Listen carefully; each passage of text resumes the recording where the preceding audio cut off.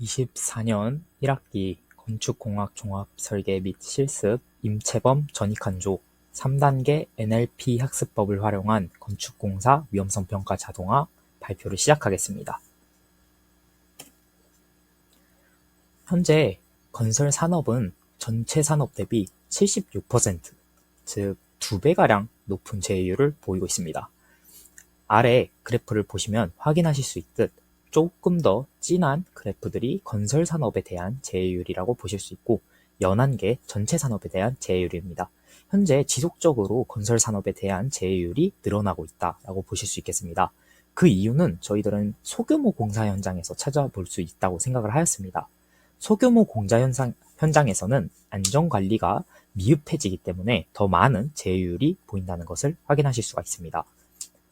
소규모 공사 현장일수록 안전관리자의 수가 배치되는 수가 그만큼 적어지고, 적은 안전관리자 수에 비해 부과되는 업무의 양이 많아지기 때문에 이러한 부분에서 제휴율이 더 높아지는 것이라 판단을 하였습니다. 실제 안전관리자의 업무를 보시겠습니다. 10가지의 업무 중 반 이상이 문서 업무로 이루어져 있고, 이 중 위험성 평가에 대해서 조금 더 깊게 알아보고자 합니다. 위험성 평가라는 것은 현장의 특성 및 환경에 맞추어 모든 공정의 위험도를 예상하고 위험 요인을 찾아내어 예방 대책을 수립하는 시스템입니다. 이처럼 특성과 환경에 맞추어 모든 공정에 대한 요인들을 찾아내야 되다 보니 상당히 시간이나 노력이 많이 소요되게 되고, 이렇게 시간을 낭비하는 만큼 현장 관리에 대한 노력이 부족해지면서 제휴율이 늘어난다라고 판단할 수 있습니다. 실제 절차를 조금 더 디테일하게 보시겠습니다. 먼저 사전 준비 단계에서 현장에서 사용할 위험도 기준을 산정을 합니다.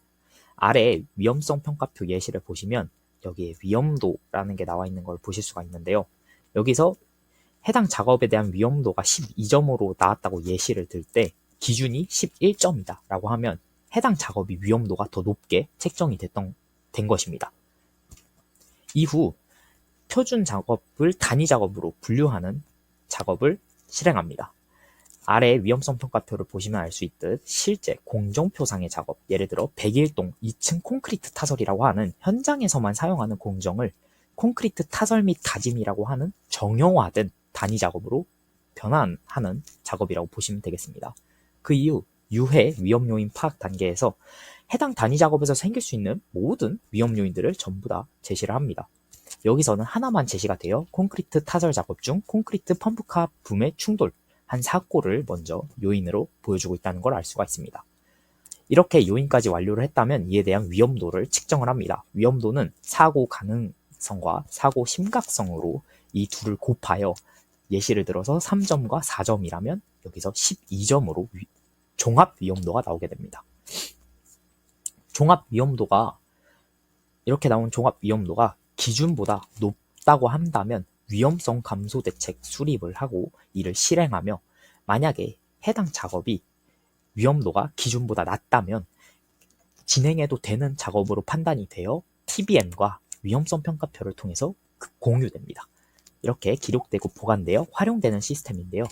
여기서 위험성 결정 이후의 단계는 대부분 현장의 특성에 크게 좌우되지 않고 비슷한 정형화된 시스템을 거치기 때문에 그다지 많은 리소스가 투자되지 않습니다. 하지만 사전 준비 단계나 유해 위험 요인 파악 단계에서는 이 위험성 평가표의 대부분을 차지하는 작업들을 여기서 실행을 하며, 이처럼 현장의 특성에 따라 작성된 공정명을 단위 작업으로 전부 다 분류를 시키고 각각의 단위 작업에서 해당 현장에서 생길 수 있는 위험 요인들을 전부 찾아야 되기 때문에 이러한 부분에서 상당한 노력이 필요하게 되는 것입니다.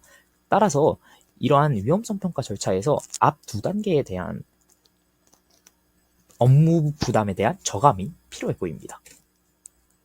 실제 롯데건설에선 위험성 평가 AI를 개발을 했습니다. 하지만 해당 AI는 앞서 봤듯 파란색 단계, 즉 위험성 결정 단계의 그 이후의 프로세스에 대해서만 자동화할 뿐 앞 두 단계, 사전 준비 단계나 유해 위험 요인 파악 단계에 대한 어려움은 해소하지 못했습니다. 그 아래에 있는 학술지에서도 마찬가지의 한계점을 보였지만 여기선 텍스트 마이닝 기법이라는 것을 활용하여 자주 출몰되는 단어들을 묶어서 분류하는 식으로 비구조화 텍스트를 처리할 수 있다는 가능성을 보였습니다. 이 비구조화 텍스트라는 것이 바로 현장의 환경이나 특성에 따라서 수만 가지로 변할 수 있는 그런 구조가 정해지지 않은 단어들을 의미합니다. 101동 2층 콘크리트 타설이라는 특정 현장의 공정명이나 여기서 생길 수 있는 특정 위험 요인들을 비구조화 텍스트라고 하는 겁니다. 저희는 여기서 영감을 받아서 작업 분류 자동화나 유해 위험 요인 파악까지 전부 다 자동화할 수 있는 위험성 평가 전 과정 자동화를 이루고자 합니다. 그렇게 사용되는 기술은 NLP, 자연어 처리 기준입니다. 비구조화된 텍스트들을 자연어라고 얘기를 하며 이걸 처리하는 기술을 자연어 처리 기술이라 하고, 이를 딥러닝한 모델이 라지 랭귀지 모델, 예를 들자면 챗 GPT 같은 게 있을 겁니다. 챗 GPT는 텍스트 기반 문서 작업 자동화에 효율적이지만 건설 안전 관리에 대한 전문적인 지식이 아직 부족합니다. 따라서 건설 안전 관리에 대해서 물어봤을 때 퀄리티가 낮은 대답을 한다거나 아니면 제대로 대답을 하지 않는 경우도 있을 겁니다. 이를 파인튜닝이라는 기술을 통해서 추가 데이터를 학습하여 전문적인 지식을 학습시켜서 해결합니다. 학습은 총 3단계로 나뉘게 됩니다. 먼저 1단계에서 현장에서만 사용하는 공정표상의 공정을 단위 작업으로 변합니다. 앞에서 봤듯 101동 2층 콘크리트 타설이라고 있다면 그를 콘크리트 운반, 콘크리트 타설, 콘크리트 양생 이런 식으로 단위 작업으로 변환하는 겁니다. 그 다음 해당 단위 작업에 대한 위험 요인들을 제시합니다. 이처럼 단위 작업에 대한 위험 요인들을 제시하여 2단계 학습이 완료가 되었다면 2단계 학습 결과물로 나온 위험 요인들을 3단계 학습으로 들고 와서 해당 위험 요인으로 생기는 위험도나 예방 대책을 제시하는 걸 3단계 학습으로 진행합니다. 따라서 1단계 학습에서는 실제 공정표가 활용이 되며 2단계, 3단계에서는 각 기관에서 제공하는 위험 요소 프로파일이 활용될 것입니다. 최종적으로 저희들이 만들고자 하는 건 프로그램을 만들어서 공정표를 직접 넣었을 때 완성된 위험성 평가표를 결과로 도출하는 게 목적이며, 이는 기록되고 보관될 수 있는 형식으로 저장될 것입니다. 그리하여 데이터 수집부터 진행을 하였습니다. 데이터는 3개의 공동주택과 저희들이 실제 실습 활동에서 사용하는 교육연구시설에 대한 데이터, 실제로 이 영상을 보는 학생들도 전부 다 옥길 중학교에 대한 공정을 짜고 이를 통해서 공정표를 짠 적이 있을 겁니다. 그런 것들을 활용하여 총 1554개의 데이터를 수집을 했고, 2단계, 3단계에서는 실제 건설업체의 사례를 전처리하여 2단계 180개 데이터, 3단계 180개 데이터를 수집을 했습니다. 그 다음 이를 학습을 시키기 위해서 질문과 답변 데이터셋으로 변환해야 됩니다. 1단계, 2단계, 3단계 학습으로 이루어져 있기 때문에 각각 질문과 답변들이 돼 있다는 걸 보실 수 있고, 위에서부터 보시겠습니다. 1단계에선 DA, 거푸집 해체라는 그 공정표상의 작업을 이렇게 물어봤을 때 이거에 관련된 단위 작업을 말해줍니다. 거푸집 동바리 해체가 답변이겠죠. 그 다음 이 답변을 그대로 2단계로 끌고 옵니다. 2단계 질문에서 이와 관련된 위험 요인, 재해 사례를 알려줘 라고 했을 때 답변으로 이렇게 재해 사례를 말해주는 걸 알 수가 있습니다. 마지막으로 이를 또 3단계로 끌고 와서 3단계에서 해당 위험 요인이 있을 때 재해 사례에 대한 위험도나 예방 대책을 제시해줘 라고 얘기를 하여 위험도와 예방 대책을 얻게 됩니다. 오른쪽 학습 결과를 보시면 트레이닝 로스가 상당히 낮은 것으로 보았을 때 안정적으로 학습이 잘 진행이 됐다 라고 볼 수 있겠습니다. 실제 프로그램 시연 영상입니다. 한번 보시겠습니다. 먼저 학생들도 전부 다 아시는 그 P6에 대한 공정표를 익스포트합니다. 저희 프로그램에서 사용하는 것은 공정명, 공정시작일, 공정종료일 3가지 요소만 있으면 되기 때문에 꼭 P6가 아니어도 MS 프로젝트나 그냥 이렇게 완성된 엑셀본을 사용할 수도 있습니다. 네, 이처럼 공정명, 시작일, 종료일이 나와 있다는 걸 알 수가 있고, 그 다음 저희 프로그램을 시행합니다. 프로그램 홈페이지이며 여기서 아무 곳이나 클릭해서 넘어가면 다음 페이지로 갑니다.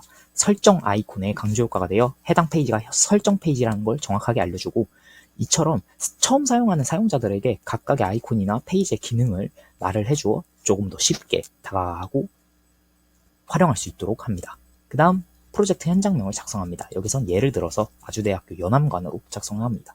그 다음 공정표 선택을 해서 실제 저희들이 방금 익스포트했던 엑셀을 갖고 오면 이렇게 나오게 되고, 기간 설정을 하면 해당 기간에 따라서 공정들이 필터링이 됩니다.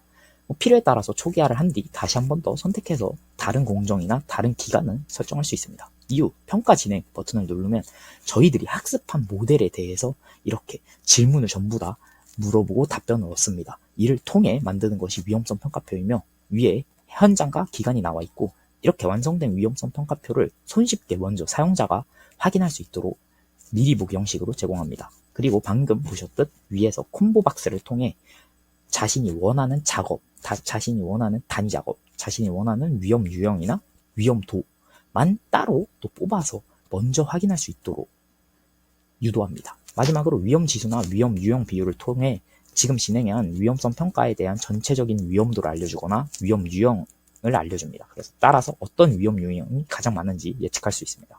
마지막으로 엑셀 열기를 통해 실제 엑셀 형식으로 표가 어떻게 나왔는지 확인을 하고, 잘 됐다라고 판단이 들면 다운로드를 통해서 즉각적으로 원하는 곳에 결과로 다운로드합니다. 이후 해당 프로그램을 종료 버튼을 눌러 종료한 뒤 이처럼 결과를 눌러서 실제 완성된 표의 형식을 확인해 볼 수 있습니다. 네, 이처럼 완성된 프로그램을 통해서 학습된 모델을 어떻게 사용하는지 확인을 했습니다. 저희들의 현재 프로그램 한계점은 언어 모델 분류 성능 지표가 점점 낮아지고 있다입니다. 블루와 루즈라는 것은 비구조화된 텍스트를 얼마나 잘 처리하는가에 대한 성적표라고 보시면 되겠습니다. 따라서 블루가 높으면 번역이 정확하게 잘 됐다, 비구조화 텍스트가 잘 번역이 됐다 라고 볼 수 있고, 루즈를 보시면 요약의 질을 평가한다고 되어 있죠. 이는 비구조화 텍스트를 요약시키거나 이를 가공했을 때 이 퀄리티가 높다 라고 볼 수 있겠습니다.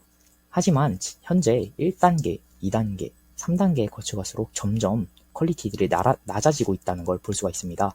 이 블루와 루즈가 점점 낮아지는 것을 그래프로 표현해보면 다음과 같이 점점 낮아진다는 걸 확인할 수가 있는데, 이 이유는 간단합니다. 1단계 학습의 경우에는 짧은 공정명이나 단위 작업과 같은 단어로 되어 있는 데이터들을 1500개 이상 학습을 시켰습니다. 하지만 2단계, 3단계에서는 위험 요인이나 위험 예방 대책 같은 긴 문장 형식의 데이터를 180개밖에 학습했지 못했기 때문에 생기는 문제이며, 이는 충분히 추가적인 연구나 학습을 통해 확실하게 개선할 수 있다고 자부합니다. 그 다음 저희 프로그램의 기대 효과를 보신다면, 위험성 평가를 전 과정을 자동화하기 때문에 문서 업무에 대한 부담이 저감이 되고, 이렇게 문서 업무에 대한 시간을 세이브하게 되면 이 세이브된 시간을 그대로 현장 관리에 투입할 수 있습니다. 따라서 조금 더 낮은 제휴율을 기대해 볼 수 있겠습니다. 그리고 아차 사고를 포함하여 현장에서 생길 수 있는 모든 사고들을 원천적으로 전부 다 예방을 하여 획기적으로 작업 환경을 개선할 수 있을 것입니다. 네, 이상 발표 마치겠습니다. 감사합니다.